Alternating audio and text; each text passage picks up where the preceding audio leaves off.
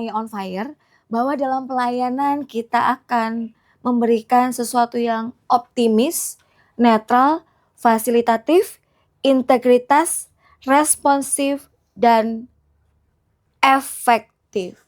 Ini komitmen bersama dan on fire itu akan selalu menyala di kantor kita tercinta.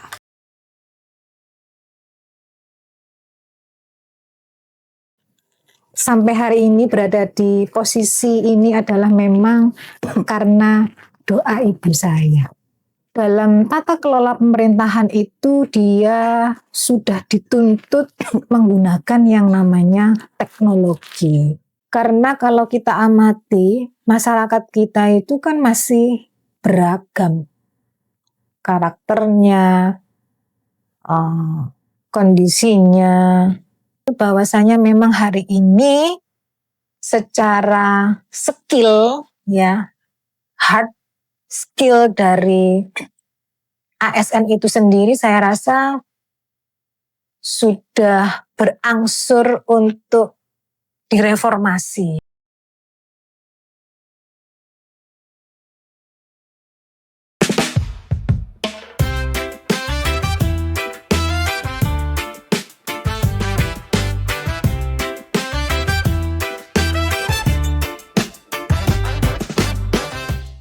Assalamualaikum warahmatullahi wabarakatuh. Halo teman pemilih, kembali lagi bersama saya Rahma di Delta Podcast KPU Sidoarjo. Dalam beberapa tahun terakhir, berbagai layanan publik itu terus bertransformasi mengikuti perkembangan teknologi digital nih teman pemilih. Dan nggak terkecuali juga di bidang kepemiluan. Jadi masyarakat itu sekarang udah semakin mudah mengakses informasi pemilu, memperoleh layanan informasi publik, hingga menyampaikan aspirasi melalui berbagai kanal digital yang ada. Nah, transformasi ini menunjukkan bahwa digitalisasi sudah menjadi bagian yang penting dalam upaya meningkatkan kualitas pelayanan kepada masyarakat. Namun, tentunya masih ada berbagai tantangan yang perlu dihadapi agar layanan digital benar-benar mampu menjangkau seluruh lapisan masyarakat. Nah, untuk membahas lebih jauh mengenai digitalisasi pelayanan publik, hari ini kita akan berbincang bersama narasumber yang bisa dibilang sudah expert ya di bidang pelayanan publik gitu. Beliau adalah Ketua Program Studi Administrasi Publik Universitas Muhammadiyah Sidoarjo. Nah, sebelum saya sebutkan beliau ini siapa, jadi beliau ini selain aktif mengajar dan meneliti di bidang administrasi publik, beliau juga memiliki fokus kajian pada digital governance, e-government, serta transformasi digital dalam pelayanan publik. Langsung saja kita sambut narasumber kita hari ini, Ibu Ilmi Usrotin Khairiyah, SAP, MAP, MPol, SC. Selamat siang, Ibu. Siang, Mbak. Apa kabar hari ini? Alhamdulillah. Sehat dan bahagia. Sehat, alhamdulillah. Iya. Nah, mungkin boleh nih Bu disapa terlebih dahulu teman pemilih kita yang lagi nonton di episode kali ini. Hai teman pemilih, perkenalkan nama saya Bu Ilmi Usrotin Khairiyah. Saya adalah Kaprodi Administrasi Publik Universitas Muhammadiyah Sidoarjo. Baik, terima kasih. Nah, ngomong-ngomong Bu Ilmi, ini saya lihat gelarnya tuh panjang banget ya. Ini saya kalau lihat orang yang gelarnya panjang itu kayak kok bisa gitu ya. Beliau ini mendedikasikan hidupnya untuk belajar. Itu berarti Bu Ilmi ini suka belajar tentang administrasi publik gitu ya, Bu?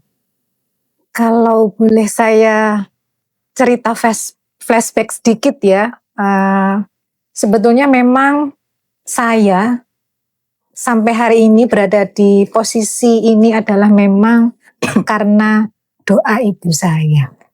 Sebetulnya itu. Jadi memang walaupun ibu saya sudah almarhumah, namun alhamdulillah saya tetap bangga begitu nggih, bahwasanya pada masa lampau harapan ibu saya harus menjadi tenaga pendidik itu alhamdulillah sudah tercapai sampai hari ini, dan alhamdulillah memang juga beliaunya sangat concern gitu di bidang pendidikan. Jadi memang kalau saya sudah menjadi tenaga pendidik berarti ya memang harus benar-benar apa ya istilahnya itu sekalian terjun gitu ya. Kalau sudah memang karena profesi saya adalah dosen, berarti memang saya memang harapannya adalah harus sekolah sampai titik puncaknya. Begitulah singkat ceritanya. Sekolah setinggi-tingginya. Iya, betul. Luar biasa sekali, karena saya juga selalu emes sama perempuan yang selalu ingin untuk belajar gitu, karena kan ya mungkin banyak orang yang bilang perempuan kalau habis kuliah di rumah ngurus anak gitu kan, biasanya stigmanya itu cuman kayak gitu-gitu aja. Tapi sekarang di zaman sekarang perempuan yang sekolah tinggi itu juga luar biasa seperti itu. Nah, sebagai membuka episode ini, Bu. Iya. Bu Ilmi ini kan mengajar administrasi publik ya, betul? Iya.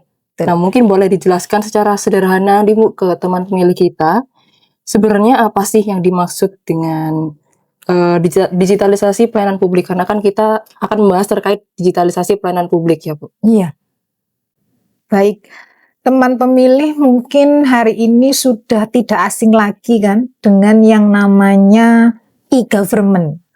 Nah, kenapa sih kok harus ada e-government? Nah, di sini sebetulnya e-government itu adalah yang disampaikan Mbak Rahma, yaitu pelayanan publik yang berbasis digital atau yang kita kenal dengan digitalisasi pelayanan publik. Kalau yang kita amati hari ini memang perkembangan teknologi itu sangat luar biasa canggih dan dinamis serta sangat pesat kan begitu. Jadi memang hari ini dalam tata kelola pemerintahan itu dia sudah dituntut menggunakan yang namanya teknologi.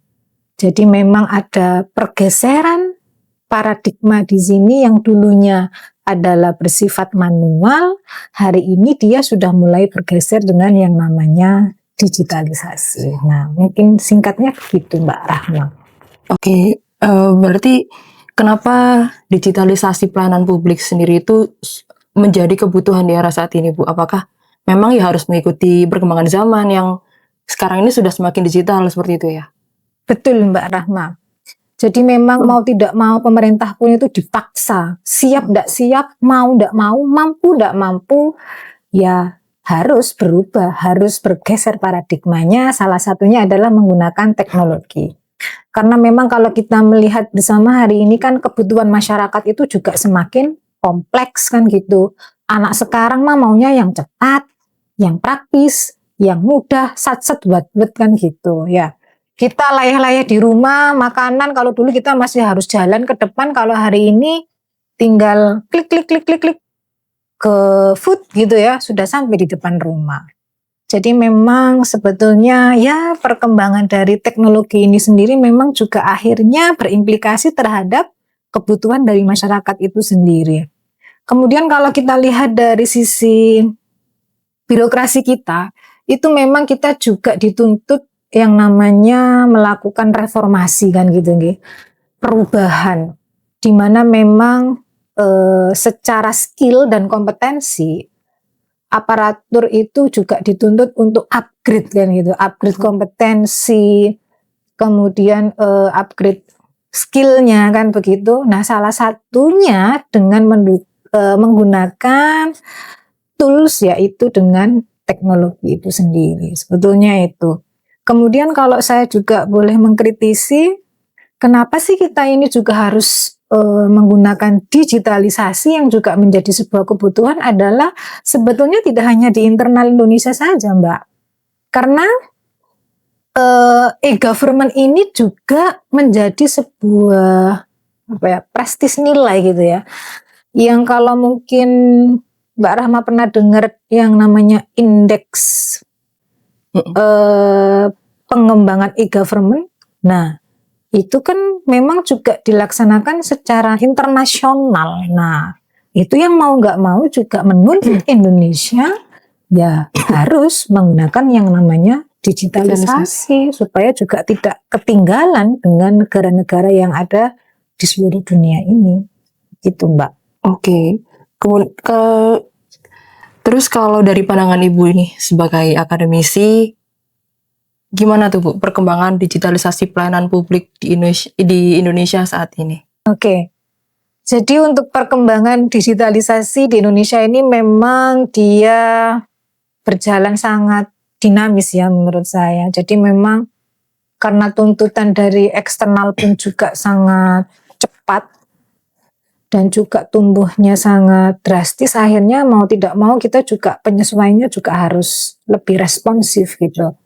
Nah, kalau yang saya amati sampai hari ini perkembangannya adalah pada kebijakan pemerintah digital, khususnya yang ada di tahun 2026 ini. Di mana kebijakan itu dia mengatur transisi strategis dari sistem pemerintahan berbasis elektronik yang dia memang berfokus terhadap integrasi layanan publik dan tata kelola berbasis data.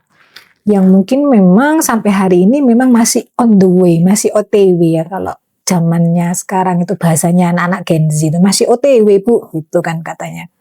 Jadi memang walaupun target dari kebijakan pemerintah itu sendiri adalah terintegrasinya berbagai macam aplikasi, namun memang saya rasa hal ini masih terus berproses.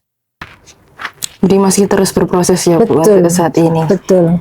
Nah, kalau kira-kira dari sisi masyarakat sendiri Bu, manfaat yang paling dirasakan masyarakat dari adanya digitalisasi pelayanan publik itu kira-kira seperti apa Bu? Baik. Kalau terkait dengan manfaat, saya rasa memang luar biasa efeknya ya Mbak. Karena memang hari ini dengan adanya digitalisasi, masyarakat itu diberikan kemudahan-kemudahan. Masyarakat bisa mengakses di mana saja, kapan saja, dengan siapa saja, gitu kan ya.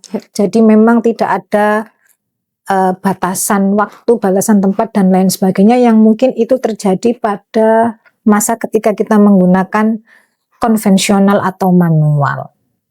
Kemudian yang selanjutnya adalah dari sisi cuannya. Bisa jadi dari sisi cuan akan ada yang namanya efisiensi. Efisiensi kita tidak perlu bayar bensin lah ya istilahnya untuk kendaraan. Kemudian bisa jadi juga efisiensi dari print atau fotokopi ya. Jadi kan ya akhirnya hari ini kita tahu sendiri ada istilahnya paperless. Nah, itu kan juga menjadi salah satu bagian yang dinamakan efisiensi cuan itu tadi. Kemudian juga lebih transparan karena di mana segala sesuatunya itu sudah bisa dilihat, dipublikasikan oleh instansi yang bersangkutan ya di masing-masing medianya sehingga dapat diakses oleh seluruh masyarakat. Gitu Mbak Rahman. Nah, itu tadi kan dari sisi masyarakat ya Bu ya. Iya. Kalau sekarang kita pindah nih dari sisi instansi atau pemerintah. Kira-kira keuntungan apa aja sih Bu yang diperoleh ketika pelayanan itu mulai beralih ini ke sistem digital? Oke, bagus Mbak Rahmat. Jadi memang sebetulnya digitalisasi ini tidak hanya dari sisi yang dilayani, ya, tetapi juga dari sisi yang melayani, yaitu dari pemerintah itu sendiri. Sebetulnya kalau dari keuntungan atau kebermanfaatannya sendiri adalah yang pertama dari efisiensi juga. Bisa juga dari anggaran, kemudian secara alur atau prosesnya pun juga akan lebih efisien. Karena tidak perlu berpanjang kali lebar sama dengan luas gitu ya, tetapi sudah dalam hitungan menit atau barangkali detik, pelayanan masyarakat itu sudah bisa terakses semuanya dengan tools dari digitalisasi itu sendiri. Kemudian saya rasa juga akan adanya integrasi data begitu ya, di mana memang di sini akhirnya data itu dia bisa ada banknya, ada rumahnya, jadi tidak akan terpisah-pisah seperti itu. Jadi memang nanti akan adanya koordinasi antar instansi itu dia bisa jauh lebih mudah untuk sama-sama mengakses. Kemudian selanjutnya yang penting saya rasa adalah juga untuk meningkatkan kualitas. Nah, kualitas atau mutu dari pelayanan yang diberikan oleh pemerintah kepada masyarakat itu sendiri. Dan mungkin yang terakhir adalah memang untuk mewujudkan transparansi dan juga akuntabilitas yang lebih baik kepada masyarakat. Mungkin itu Mbak Rahma. Baik. Nah, kalau gitu dari yang Ibu sampaikan tadi nih, Bu, sejauh mana teknologi itu membantu pemerintah untuk memberikan pelayanan yang lebih cepat dan efisien? Apakah sangat membantu atau kayaknya ya masih perlu dikembangin lagi, diperbaiki lagi deh? Baik. Kalau kita berbicara tentang perbaikan itu memang idealnya kan harus berkala kan begitu ya Mbak Rahma. Namun kalau toh kita menyebutnya bahwa memang apakah sudah baik, ya saya rasa memang hari ini ya sudah jauh lebih baik dibandingkan yang lalu. Karena saya yakin bahwa sebetulnya pemerintah itu dari masa ke masa itu akan selalu melakukan perubahan-perubahan yang memang sebetulnya adalah tujuannya untuk jauh lebih baik lagi kan begitu. Namun memang ya walaupun belum bisa sampai tingkat maksimal ya atau kepuasan yang benar-benar bisa dirasakan oleh masyarakat secara maksimal, secara menyeluruh, namun paling tidak pemerintah sudah berusaha lah untuk melakukan perbaikan-perbaikan dengan menggunakan yang namanya digitalisasi. Nah, ngomong-ngomong soal ideal nih, tadi Ibu kan sudah menyinggung soal hal yang ideal loh ya. Iya. Kira-kira seperti apa sih Bu layanan publik digital yang ideal dan benar-benar dibutuhin sama masyarakat? Dan jadi nggak cuma sekedar buat, tapi ternyata masyarakat nggak perlu nih, atau sasarannya tuh nggak kena gitu. Itu harusnya yang ideal tuh gimana sih Bu? Baik, kalau kita berbicara dalam konteks ideal itu memang kan secara teorinya kan harus yang baik-baik dan bagus ya. Jadi memang ya yang pertama gitu, harusnya memang benar-benar berfokus pada kebutuhan masyarakat. Sebetulnya apa sih yang dibutuhkan oleh masyarakat? Kan gitu. Karena mohon maaf, hari ini pun kita juga bisa mengamati bersama bahwa sebetulnya layanan publik itu masih ada beberapa yang dia tumpang tindih. Kita contohkan saja di Sidoarjo ini terkait dengan layanan administrasi kependudukan ada beragam alternatifnya.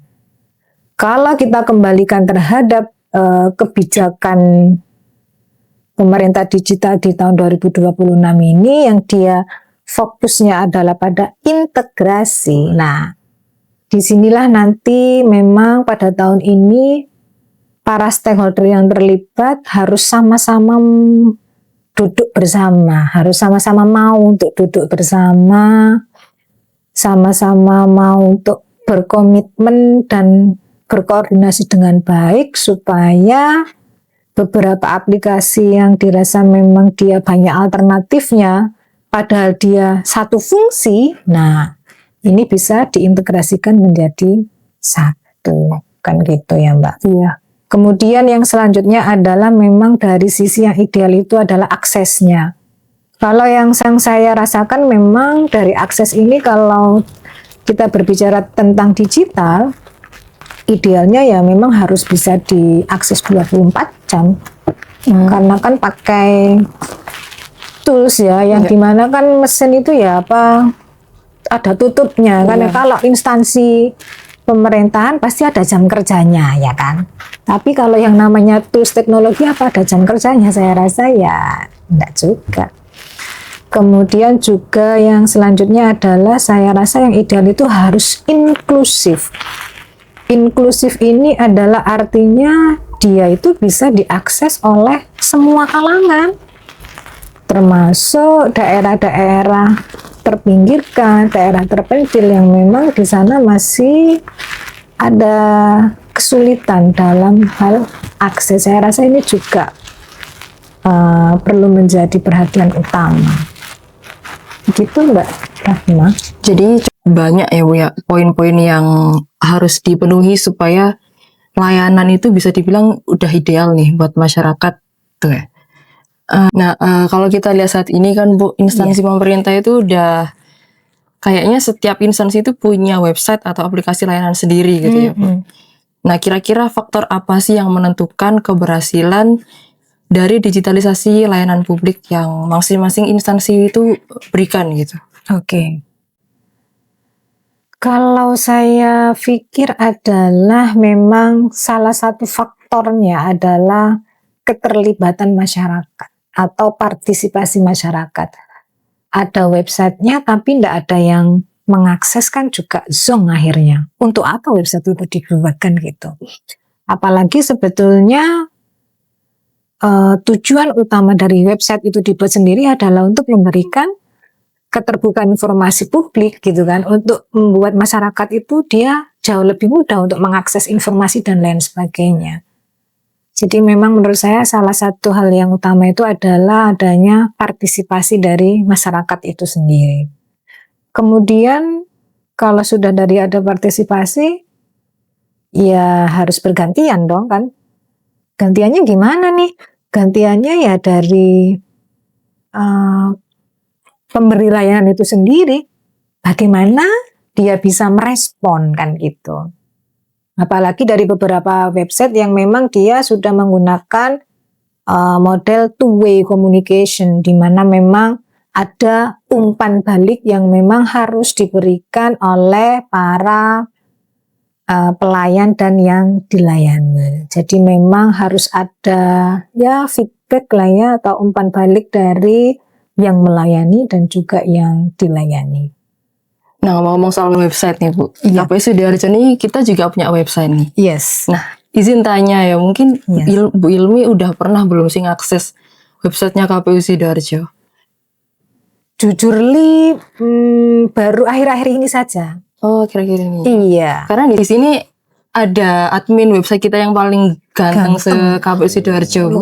Namanya Mas Galang. Jadi beliau ini yang mengoperasikan website kita, Bu. Oke, siap. Nah, di website kita itu aktif sekali mengupload berita-berita.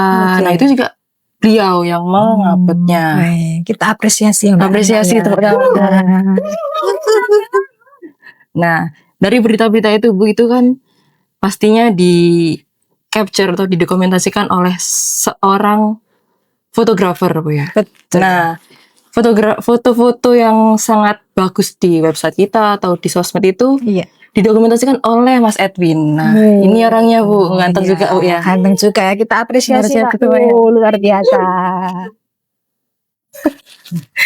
Nah, jadi ya mungkin bolehlah Bu sering-sering dikunjungi website KPU Sidoarjo karena bisa dibilang cukup aktif kita di website itu juga. Betul. Nah ngomong-ngomong, mungkin kembali lagi ke topik Bu ya. Iya. Apa sih Bu yang perlu dilakukan, terutama kita sebagai instansi pemerintah gitu ya, supaya masyarakat itu semakin percaya dan nyaman untuk menggunakan layanan digital dari pemerintah? Sebetulnya kalau nyaman, itu adalah memang salah satu faktor utamanya adalah aman kan gitu ya. Karena kenapa? Karena terkait dengan layanan itu tadi kan. Apalagi hari ini kita basisnya adalah digitalisasi. Nah, di mana memang masyarakat harus memastikan bahwa privacy terkait dengan data-data yang mereka punya itu adalah sudah mendapatkan perlindungan. Kan kalau kita lihat hari ini fenomenalnya adalah banyak terjadi kebocoran data. Nah, ini kan sebetulnya juga menjadi tantangan tersendiri kan, di mana memang kalau mau bikin orang nyaman ya berarti harus aman dulu dong kita kan gitu istilahnya. Kemudian yang kedua adalah memang yang tidak kalah penting terkait dengan transparansi prosedural. Jadi di mana memang secara prosedural itu prosesnya itu dia dapat dicek secara real time. Jadi apapun kebutuhan, informasi yang dibutuhkan oleh masyarakat itu dia terakomodir.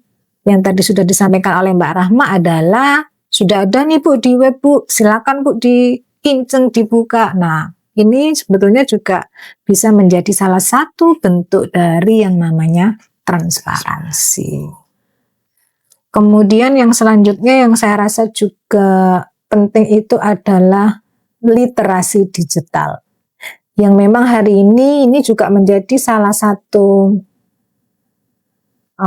indikator yang utama begitu ya, di mana memang hari ini seluruh kalangan mulai dari instansi pemerintahan hingga yang secara eksternal dari masyarakat itu dia juga perlu mempunyai yang namanya literasi digital yang baik. Saya rasa itu Mbak Rahma. Baik. Kemudian sekarang ini kan juga instansi itu lagi gencar-gencarnya untuk menaikkan engagement di sosial media, Bu ya. Karena memang sosial media itu jadi media untuk kita edukasi ataupun memberikan informasi kepada masyarakat. Betul. Gitu ya. Nah, bagaimana sih Bu caranya supaya informasi yang kita sampaikan itu mudah gitu dipahami sama masyarakat? Jadi nggak cuma kita nge-share, tapi ternyata masyarakat nggak paham. Nggak paham, yes. Nah, itu bagaimana caranya? Saya juga sepakat. Sebetulnya memang salah satu yang harus kita pahami dulu itu adalah targetnya. Audiensnya itu loh, siapa dulu? Generasi X, Y, Z, dan lain sebagainya kah? Nah, ini yang memang juga perlu kita lakukan kajiannya dulu. Sasarannya kita itu siapa sih? Apalagi kalau kita mengamati hari ini generasi Gen Z gitu ya, di mana memang mereka sudah terbiasa menggunakan bahasa-bahasa yang apa istilahnya? Gaul gitu. Gaul ya, yang ringan, yang apa ya istilahnya kalau hari ini ya? Dia menyenangkan. Nyeleneh gitu ya. Dan ringan gitu ya. Kalau saya rasa itu ringan gitu ya. Akhirnya memang anak-anak itu dia mudah untuk menangkap itu. Jadi memang itu sih menurut saya salah satu faktornya. Kemudian yang kedua adalah dari sisi bahasanya mungkin juga ya bisa menggunakan bahasa yang lebih sederhana ya. Jadi supaya memang bisa dipahami oleh seluruh kalangan masyarakat. Kemudian yang selanjutnya adalah pada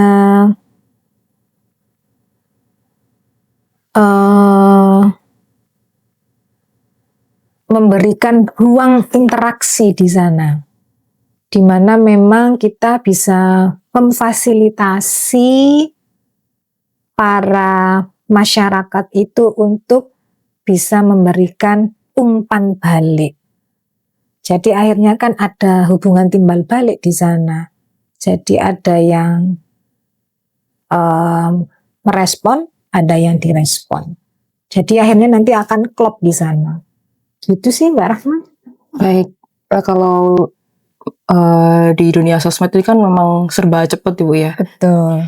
Tapi kan pasti juga ada tantangan tersendiri nih di balik cepatnya nge-share informasi di sosial media. Nah, kira-kira tantangan yang paling terbesar yang dihadapi dalam penerapan digitalisasi peran publik itu seperti apa Bu?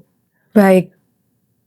Kalau yang saya amati adalah salah satu aspek utamanya adalah beradaptasi pada mindset atau pola pikir.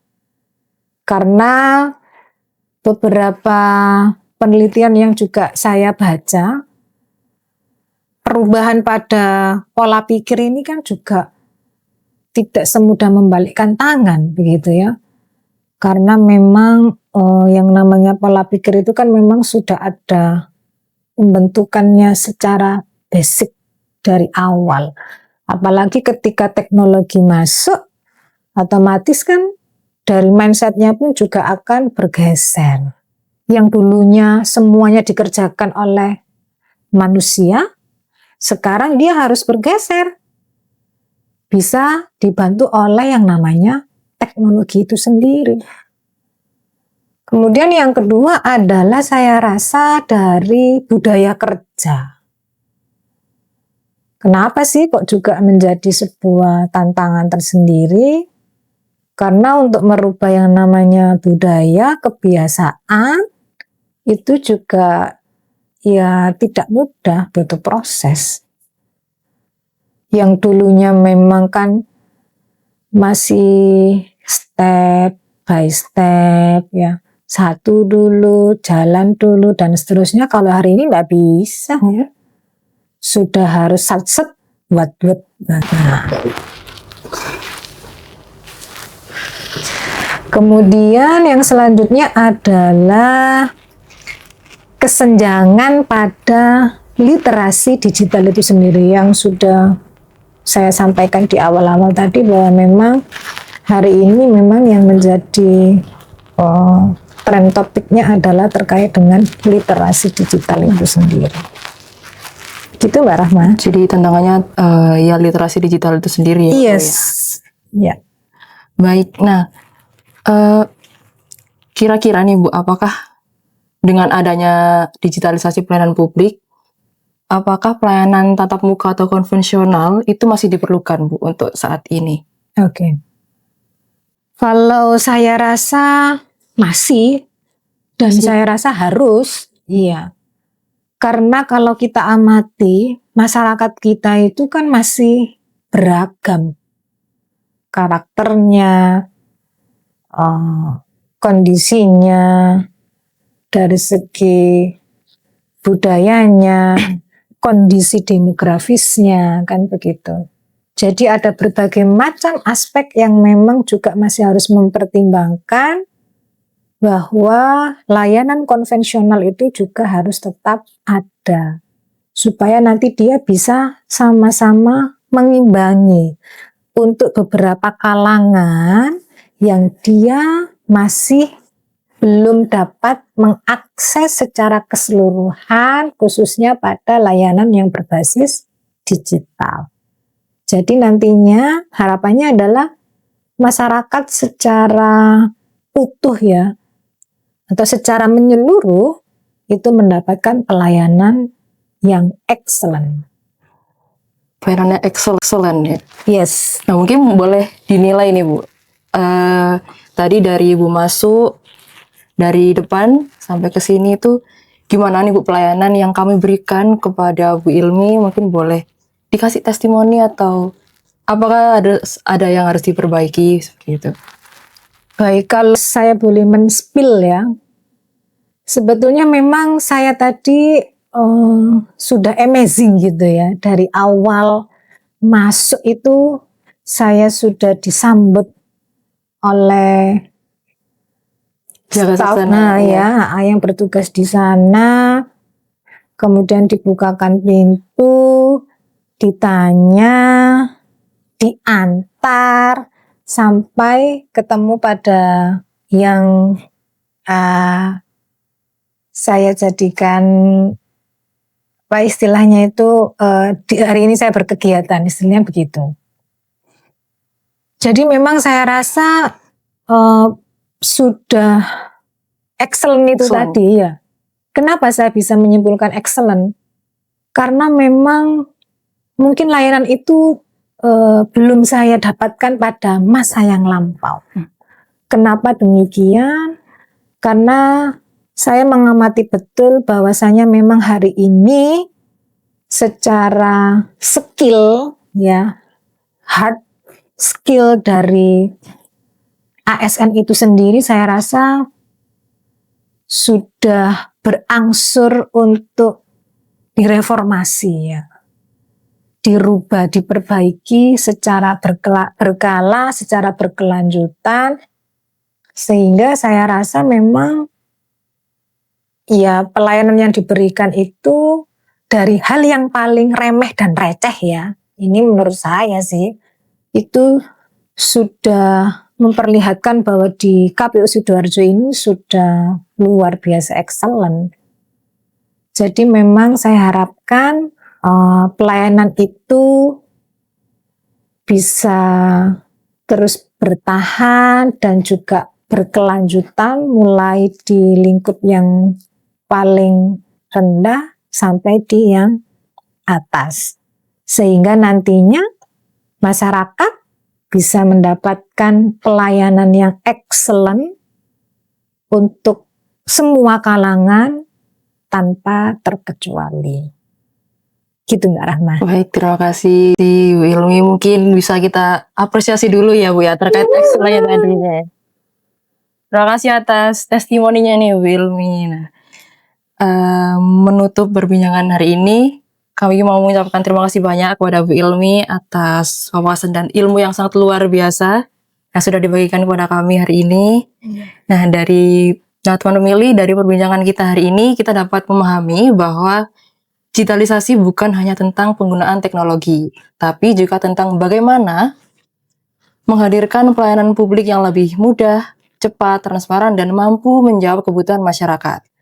Semoga diskusi hari ini dapat menambah wawasan dan memberikan inspirasi bagi kita semua untuk terus mendukung inovasi dan pemanfaatan teknologi dalam pelayanan publik. Sekali lagi kami ucapkan terima kasih Bu Ilmi. Dan terima kasih juga untuk teman pemilih yang sudah menyimak sampai akhir.